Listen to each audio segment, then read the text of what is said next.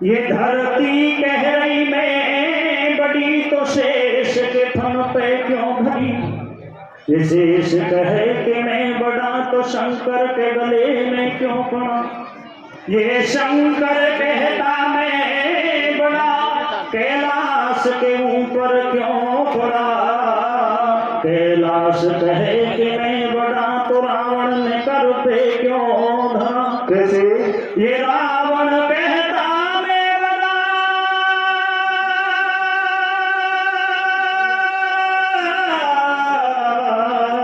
कैसे ये रावण कहता मैं बड़ा तो राम के बाण से क्यों मरा।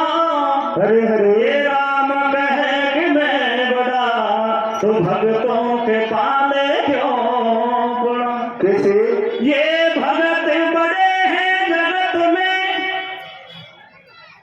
ये भगत बड़े हैं जगत में। अब सुनो सदा दे ध्यान।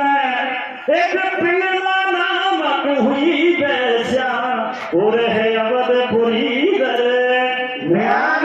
ये अवधपुरी दरम्यान हो बड़ी अलबेली सुंदर नार। एक दिन घर बैठी बैठी करवा लगी विचार। अरे राम जे समर पृथ्वी पे मोए वो नजर मेरी नैया मिलन मेरे बासे कैसे। अरे राम की हो गई दीवानी। मैं मिलूं राम से जाए भलाई मेरी हो जाए बदनाम। रात में ओहो रात में कर सो दे श्रृंगार। मेलन के द्वार पे पहुंच गई देखो अजवन की बात। देखिए सज्जनों आपके बीच में ये प्रश्न भक्त और भगवान का ये है। देख कथा तो अच्छा और ये प्रश्न उस समय का है अच्छे गाँव धारा डागत बेच जब भगवान श्री राम अपने सिंहासन पर विराजमान थे। सज्जनों चैत्र मास का महीना था। सरयू का मेला लगा हुआ था। भगवान श्री राम ने अपनी सारी सेना को अपनी प्रजा की सुरक्षा के लिए उसी सरयू के तट पर लगा दिया और स्वयं अपने भाइयों को लेकर के सीता जी को लेकर के उसी सरयू के तट पर जाकर के अपना तंबू लगा लेते हैं। इधर एक दिन देवताओं ने मन में विचार किया कि भगवान श्री हरि विष्णु के राम अवतार के दर्शन किए हुए काफी दिन हो गए हैं। चलकर के दर्शन करना चाहिए। तो भगवान से मिलने के लिए सारे देवता सलाह बना रहे थे। तो सारे देवता अपने अपनी पत्नियों के साथ और भगवान से मिलने के लिए अयोध्या की ओर प्रस्थान करते हैं। सज्जनों अयोध्या देवताओं को सर्वप्रिय थी। क्यों कि भगवान विष्णु की बसाई हुई नगरी। सारे देवता उससे मिलने के लिए आए हैं। तो भगवान श्री राम अपने भाई और सीता जी को लेकर के और उसी मेले में जाकर के सम्मिलित हो जाते हैं। चारों भाई अलग अलग घूमने के लिए निकल जाते हैं। माँ सीता अपनी सखियों के साथ चली जाती हैं। भगवान श्री राम को अकेला देख करके वो सारे देवता और भगवान के चरणों में प्रणाम करते हुए कहने लगे प्रभु आज हम आपको एक बात याद दिलाते हैं कि आपका ये अंतिम चरण है। आप शीघ्र ही अपने धाम को पधारें। तो भगवान श्री राम और देवताओं से कहने लगे भैया हे देवो मुझे सारी बातें स्मरण है। समय आने पर मैं शीघ्र ही अपने धाम को चला आऊंगा। इन बातों को सुनकर के वो देवता सरयू में स्नान करने के लिए चले जाते हैं। सज्जनों वो देवांगनाएं वो देवताओं की पत्नी भगवान श्री राम के उस रूप को देख करके उन पर मोहित हो जाती है। भगवान के चरण पकड़ लेती है। कहने लगी प्रभु आज हम आपकी शरण में हैं। हमारी इच्छा पूर्ति करें। तो भगवान श्री राम उन देवांगनाओं से मना कर देते हैं। कहते हैं कि हे देवियों मैं इस रूप में तुम्हारी कोई इच्छा पूर्ति नहीं कर सकता क्योंकि मैंने एक नारी का व्रत रखा है। मैं मर्यादा में बधा हुआ हूँ। सिर्फ सीता जी को छोड़ करके और तीनों लोगों की स्त्री ऐसे हैं जैसे मेरी माता कौशल्या है। मैं इस रूप में तुम्हारी कोई इच्छा पूर्ति नहीं कर सकता। हाँ मैं तुम्हें उपाय बताता हूँ उसे ध्यान से सुनो। उन देवांगनाओं को समझाने लगे। कहने लगे कि हे देवियों मैं शीघ्र ही इस रूप को छोड़ने वाला हूँ और मैं द्वापर में जाकर के कृष्ण रूप में अवतार दूंगा। तब तुम सारी गोपिकाएं बनेंगी। देखता है स्वगोप बनेगी। जब जाके तुम्हारी सारी इच्छाएं पूर्ति कर लेना। अब तुम यहाँ से तुरंत वापस जाओ। अगर सीता जी को पता चल गया तो बवाल खड़ा हो जाए। सज्जनों थोड़ी ही दूर माँ सीता अपनी सखियों के साथ भ्रमण कर रही थी। जैसी अचानक भगवान पर नजर पड़ी भगवान पर नजर पड़ी तो उन देवांगनाओं से बातें करते हुए देखा तो भगवान की तरफ जैसे ही सीता जी आने लगी तो देवताओं की पत्नियों को वहां से भगवान ने विदा कर दिया। उन चुपके से उन सारी बातों को उसी अयोध्या में रहने वाली एक गणिका एक पिंगला नाम की वैश्य उन सारी बातों को चुपके से सुन रही थी। मन में विचार करने लगी कि मैं तो आज तक ये समझ रही थी कि ये साधारण मनुष्य है, लेकिन आज मुझे इनकी बातों से पता चला है कि ये तो साक्षात परमात्मा है, जग के ईश हैं, जग के पालनहार हैं। अगर मैं इनकी शरण में चली गई तो जो मेरे पाप कर्म है, जो मेरे नीच कर्म है, उनका उद्धार हो जाएगा। सज्जनों, वो पिंगला नाम की वैश्या उसी समय भगवान से मिलने के लिए आतुर हो जाती है और सोते जागते उठते बैठते भगवान श्री राम का ही ध्यान करती है। एक दिन रात्रि के समय अपना 16वां श्रृंगार बनाती है और भगवान से मिलने के लिए महलों के दरवाजे पर पहुंच जाती है। देखिए सज्जनों, क्या होता है भैया। हरे लेकर 16 श्रृंगार में तुम्हें धड़क घुस गैया कैसे भाई कर 16 श्रृंगार में तुम्हें धड़क घुस गैया ओ सो तो रघुराई सो तो राम जी गायो बाले बदलाओ कर सो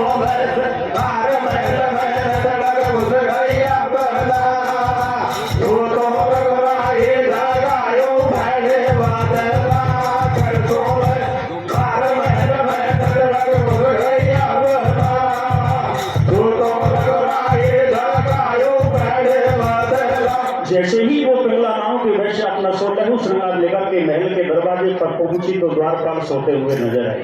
उन सोते हुए द्वारपालों को देख करके पिंगला ने मन में विचार किया कि मेरा राम जी से बड़ा आज अवश्य होगा। और जैसे ही महल में प्रवेश किया तो उसके आभूषण बजने लगे और बजते हुए आभूषणों को देख करके पिंगला अपने कदम रोक लेती है और मन में विचार करती है कि अगर मैं इस तरीके से महल में प्रवेश करूंगी तो ये द्वारपाल जल जाएंगे, मेरा राम जी से मिलन नहीं हो पाएगा। देखिए सज्जनों, भगवान से मिलने के लिए वो वैश्य किस तरीके का उपाय करते क्या होता है भैया।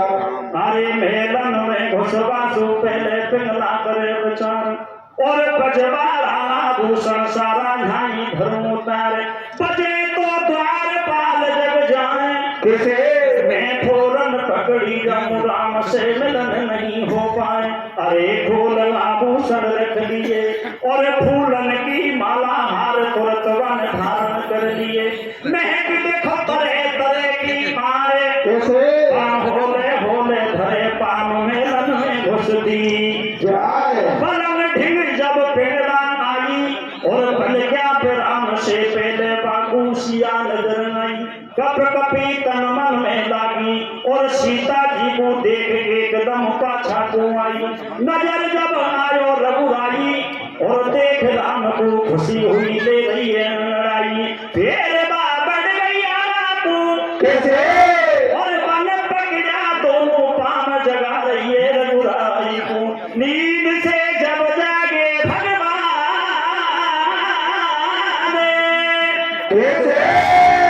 अरे पिंगला को ठाड़ी देखे गाड़ी लगा रहे हो काम से है पीड़ित या नार। मैंने एक नारी व्रत लियो करूँ वो या तो कहीं उपचार। बगल में रही सीता जी सोए अरे या को पतो पड़े तो धक्का दे घर घर करेगी। अब पिंगला यदि करे नाथ मिलियो सुनली दो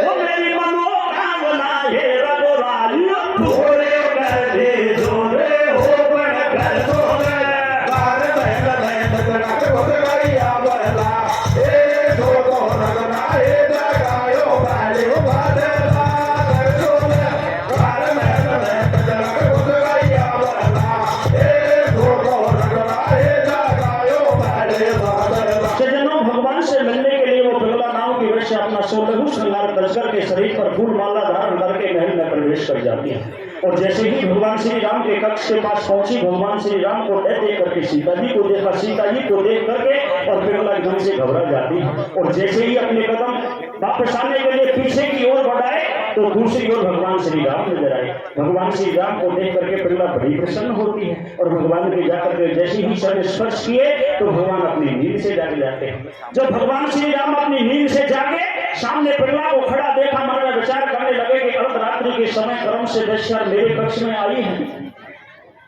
भगवान श्री राम पिंगला से कहने लगे, अरे पिंगला, अरे आज ऐसी कौन सी बात है जो इस तरीके से मेरे कक्ष में अर्धरात्रि के समय आई है। तो भगवान के चरण पकड़ करके कहने लगी, प्रभु आज मैं आपकी शरण में हूँ, मेरी इच्छा पूर्ति करें। तो भगवान श्री राम पिंगला की बात को सुन करके मना कर देते हैं। कहते हैं, पिंगला मैं तेरी कोई पूर्ति नहीं कर सकता। और भगवान के मना करने पर और भगवान से किस तरीके से विनती करती है पिंगला, देखिए क्या होता है भैया। पिंगला अर्जी करे नाथ मेरी विनती सुन लीजो, मेरी मनोकामना है रघुराई पूरी कर दीजो। आश कर नाई तेरे पास करुणान धान मेरी विनती सुन मत कर जो मोहे निराश। और पिंगला कहवा लगी राम मोहे तेरो विषय। प्रभु आज आप पर मुझे पूरा यकीन है, आप मेरा इच्छा पूर्ति अवश्य करोगे। भगवान से किस तरीके से विनती करती है, कैसे करिए भैया। अरे रघुनंदन हमारी अर्जी सुन में करके आई आस, अरे थारी करके आई आस, ओ थारी करके आई आस, ओ थारी करके आई आस, अरे थारी करके आई आस। रघुनंदन हमारी, रघुनंदन हमारी तुम्हें करके आई आस, रघुनंदन हमारी तुम्हें करके आई आस। वो सारी दुनिया तेरा द्वार पे आवाला तो हो जाएगा पार, सुनी न हो जाएगा पार। वो सारा द्वार पे आवाला तो हो जाएगा पार, सुनी न हो जाएगा पार। वो इच्छा पूरी कर दे हमारी सीता का वरदान। रघुनंदन हमारे, रघुनंदन हमारी तुमने करके आई आस, रघुनंदन हमारी तुमने करके आई आस। ये सारी दुनिया राम दया को सागर कोई बतावे, ये सारी दुनिया राम दया को सागर कोई बतावे। और मैं भी दुखी ले बाहर करुणा तोर बनावे। रघुनंदन हमारे, रघुनंदन हमारी तुमने करके आई आस, रघुनंदन हमारी तुमने करके आई आस। देवता ने की नारी ले गई हूँ मैं यो वरदान, आपसे हूँ मैं यो वरदान। देवता ने की नारी ले गई हूँ मैं यो वरदान, आपसे हूँ मैं यो वरदान। अरे मैं मांगू जब क्यों ना दे कृपा से रघुनंदन हमारे, रघुनंदन हमारे तुमने करके आई आस, रघुनंदन हमारी तुमने करके आई आस। भगवान श्री राम पिंगला की सारी बातों को एक ही इशारे में समझ जाते हैं और पिंगला को अपने पास बैठा लेते हैं। कहते हैं, पिंगला मैं इस रूप में तेरी कोई इच्छा पूर्ति नहीं कर सकता, क्योंकि मैंने एक नारी का व्रत रखा है, मैं मर्यादा में बना हुआ हूँ। सिर्फ सीता जी को छोड़ करके तीनों लोगों की स्त्री ऐसे हैं जैसे मेरी माता कौशल्या है। आज मैं तुझे उपाय बताता हूँ, उसे तू ध्यान से सुन। भगवान श्री राम पिंगला को अपने पास बैठा लेते हैं, किस तरीके से समझाते हैं, क्या कहते हैं देखिए। क्या कहते हैं भैया। श्री राम कहने लगो, श्री राम कहने लगो, सुन पिंगला मेरी बात। यहाँ जन्म में बन रहे हो तो मेरो मर्यादा से। अरे बात तो साची बताऊं, मैंने एक नारी व्रत लियो, देख सब किस्सा समझाऊं। छोड़ एक सीता जी की बात कैसे, और 3 लोग की नारे मेरे लिए है कौशल्या। मांग तेरी नहीं होवे मंजूर, तू मन में धीरज धार, दबा तो बतला दूं जरूर। अरे फसा तू अब हृदय में मोए, वो तेरी याद ही जाएगी झूठ जन्म तेरो जब मथुरा में। अरे कंस की तू होएगी चेरी, तेरो होएगो को जाना में बात तू सुन ली जो मेरी। छोड़ के मैं भी अवधपुरी धाम कैसे, और जन्म ब्रज में लऊं पिंगला होए कृष्ण मेरो नाम। मैं ब्रज से मथुरा लौट आऊं, जब तू कंस को मार देख मैं तेरे घर लाऊं। करे मेरी तन मन से सेवा और मैं राजी हो जाऊं, मिलेगी तो मुंह मांगी मेवा। पिंगला घर को अरे कोई जगते तेरो पतो मैं सीता से डरू पिंगला जब घर को आई और जगा राम ने सीता को सब बातें बतलाई निकल गई पावन नीचे रेत वो तेरे संग बलम नहीं रहूं करो तन पर दिया से अरे डूब सरयू में मर जाऊंगी वो तेरी मर्यादा नहीं देख सकल नहीं तो ये दिखाऊं सूर को सुन कौशल्या मात और गिरती पड़ती आई सीता से पूछन लागी जब ले लगी रोए सिया को थर थर कांपे गात और सासू तेरा राम ने में बात रे सासू जी रे तेरा छोरा ले जैसे ही भगवान श्री राम प्रहलाद को अपने पास बैठा करके समझाते हैं कि प्रहलाद मैं इस रूप में तेरी कोई इच्छा पूर्ति नहीं कर सकता मैं तुझे उपाय बताता हूँ जब तू इस देही को छोड़ करके मथुरा में जाकर के जन्म लेगी तेरा नाम ऊर्जा होगा और मैं भी समय आने पर मेरी इस देही को छोड़ करके और मैं मथुरा में जाकर के कृष्ण रूप में अवतार लूंगा तब मैं मेरे मामा कंस को मार करके सबसे पहले तेरे घर आऊंगा तब तेरी सारी इच्छाएं पूर्ति कर देना ये पिंगला अब तू यहाँ से तुरंत वापस जा अगर सीता जी को इस बात का पता चल गया तो बवाल खड़ा हो जाएगा सज्जनों वो पिंगला नाम की वैश्य भगवान श्री राम को अपने हृदय में बसाती हुई वापस अपने घर चली जाती है इधर भगवान श्री राम ने सीता जी को जगा करके उन सारी बातों से अवगत कराया तो भगवान श्री राम की उन सारी बातों को सुनकर के सीता जी को एकदम से शंका हो जाती है सीता जी संशय में पड़ जाती है मन में विचार करने लगी कि अर्धरात्रि के समय कर्म से वैश्या मेरे पक्ष में आई और आपने मुझे उस वक्त पता नहीं आपने उस वक्त मुझे बताया नहीं तो भगवान श्री राम की बात को सुनकर के सीता जी संशय हो जाती है भगवान श्री राम से कहने लगी कि मैं तो आज तक ये समझ रही थी तो मर्यादा पुरुषोत्तम हो लेकिन तो मर्यादा का झूठा ढोंग रचने वाले झूठे इंसान हो मैं आपके साथ अपना जीवन यापन नहीं कर सकती सरयू में डूब करके अपना अंत कर लूंगी मैं दोनों के आपसे बता दो माता कौशल्या सुन करके उनके कक्ष में आती है तो भगवान श्री राम और उनके दोनों के इन बात विवाद को सुनकर के जैसे उनके कक्ष में पहुंची और सीता जी से जाकर के पूछा तो सीता जी क्या कहती है क्या कहती है भैया अरे सासू जी तेरा छोरा ने वो सासू जी तेरा छोरा ने मर्यादा छोड़ पड़ा दिए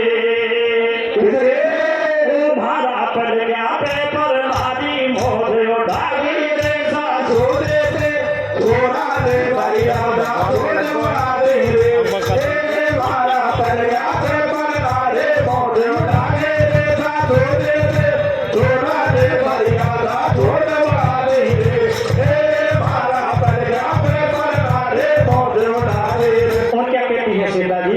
अरे सासू तेरा छोरा ने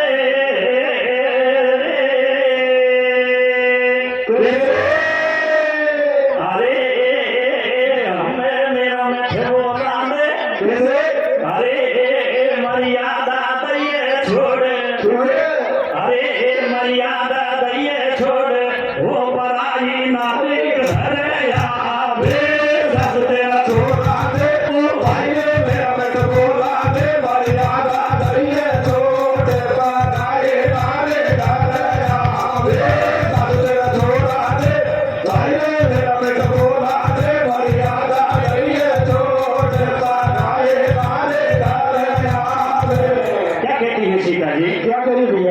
भाई सीता के माल भी मात जीवा में सार पटरी सुनी के उधर चले यूं बड़ मेरो भरतार अरे बनाऊ में कैसे दिल को धीर और बात सुरत कर बलमा कियो में नर से टपक नीर मात था यार कुल की रीत अरे घर की नारी को छोड़ गए पर नारी से सासू तेरा छोरा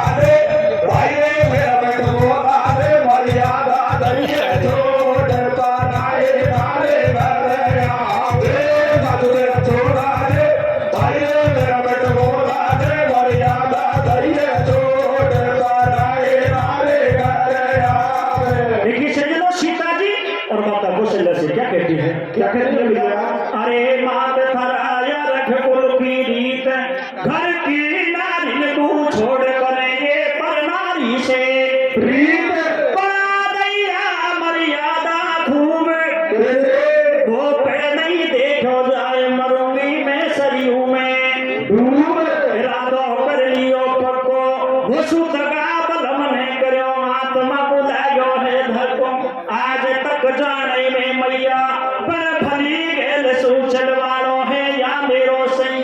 पतो पर आज पड़ो मोकू हो या की बहुत बात मैंने दोबारा नहीं बतलाई तो एक दिन देवन की नारी कैसे रगबर से हंस हंस बात करे बेबागन में सारी नजर में रगबर के आई मैं घनी सजोरी चली पहुंच बस पहले ही सटकाई पूछ बाकी बहुत करी कोशिश ये कुड़ की नारी यहाँ क्यों आई पता कौशला ध्यान से सुनी नहीं मेरी बात वो मैंने जान लगी औरत की कदर नहीं करे मर्द की बात मेरी मत रोके अब बोले कैसे वो मर जा बाद मैया मेरी सफल कमाई सीता की सारी बात सुनी कौशल्या ने देखा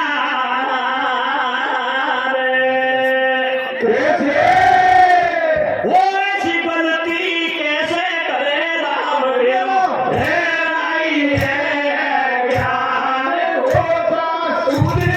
थोड़ा रे मर्यादा थोड़ा रे मारा पर जावे बना रे बोल रे साधुनी रे थोड़ा रे मर्यादा थोड़ा रे मारा पर जावे बना रे बोल रे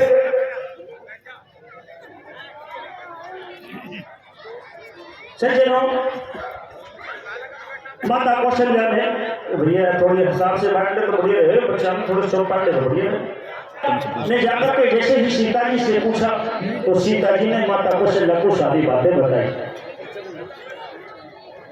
माता कौशल्या ने सीता जी की सारी बातों को सुनकर के कहने लगी बेटा मेरा राम कभी ऐसा नहीं कर सकता अरे मर्यादा का उल्लंघन करना होता तो उस समय करता जब उसको राज तिलक का ऐलान हुआ था राजपाट धन दौलत सबको छोड़ करके और वो 14 वर्ष के लिए वनवास को गया था तू भी उसके साथ रही थी आज तू कहती है कि तेरे पुत्र ने मेरे साथ छल किया है फिर भी तू कहती है तो मैं उसे अपने पास बुलाती हूँ और उससे पूछती हूँ अगर उसकी गलती मिलेगी तो अपने हाथों से दंडित करूंगी तो देखिए सज्जनों क्या होता है भैया कौशल्या ठेवा लगी सिया सुमन में धीरज धार मैं बोला राम को तेरे गाली पूछ लो समझ खुलासा हो जाए गौशारों और गलती जो राम की मिली दंड बकूटोंगी बहुत मारो राम से कर लो मैं दो बात वो बन तो कूद हो दियो करो छल मर्यादा के साथ किसे नहीं रह जो राम ने ध्यान और मर्यादा की खातिर कर दिया मेरा पति ने प्राण लाज मर्यादा की राखी अरे तुम तीनों गए वनवास जमानो है सरो साखी सबर तू कर थोड़ो बेटी मैं कहूंगी राम से बता लाल क्यों मर्यादा पास एक दासी बुलवाई तू रम भैरन में जइयो बुला के ले जो रघुराई अरे परिजा दासी ने नरदास और मैया ने बुलवायो आपको सरयू तट के पास तुरंत रघुराई चल दियो